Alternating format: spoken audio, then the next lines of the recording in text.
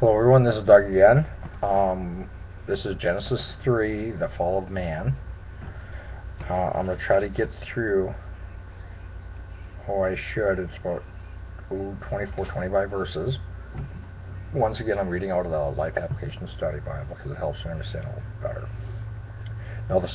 Now the serpent was more crafty than any of the wild animals the Lord God had made. He said to the woman, "Did God really say you must not eat from any tree in the garden?"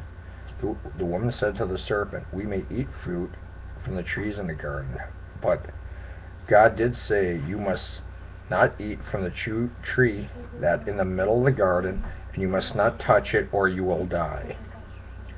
You will not surely die," the serpent said to the woman, "for God knows that when you eat of it with your eyes will be open, and you will be like God, knowing good and evil."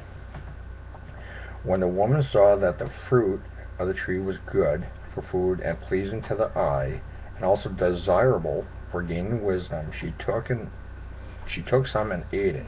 She also gave some to her husband who was with her, and he ate it.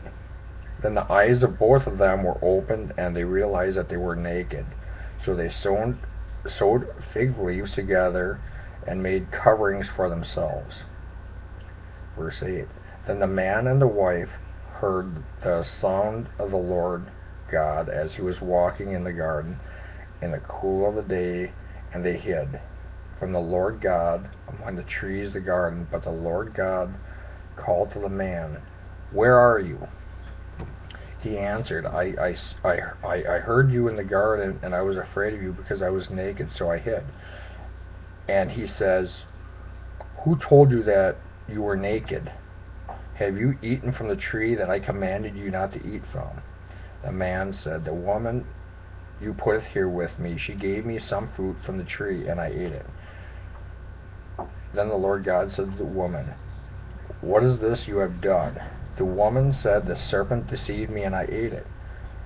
So the Lord God said to the serpent, "Because you have done this, cursed are you above all the livestock and all the wild animals, and you will crawl on your belly, and you will eat dust and all the days of your life. And I will put an enemy between you and woman, and between your offspring and hers. He will crush your head, and you will strike his heel." To the woman he said, I will greatly increase your pains in childbearing. With pain you will give birth to children. Your desire will be for your husband, and he will rule over you."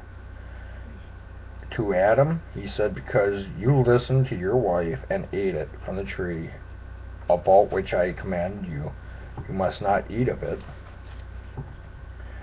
Cursed is the ground, and because of you, through painful toil, you will eat of it all the days of your life. It will produce thorns and thistles for you, and you will not eat the plants of the field.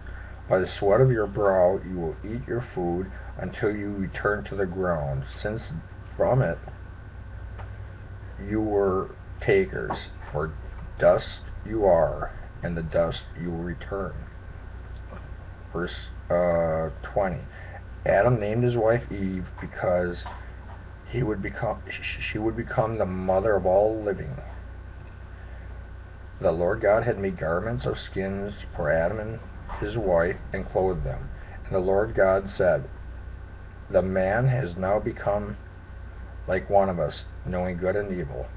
He must not be allowed to reach out his hand and take also from the tree of life and eat it, and live forever."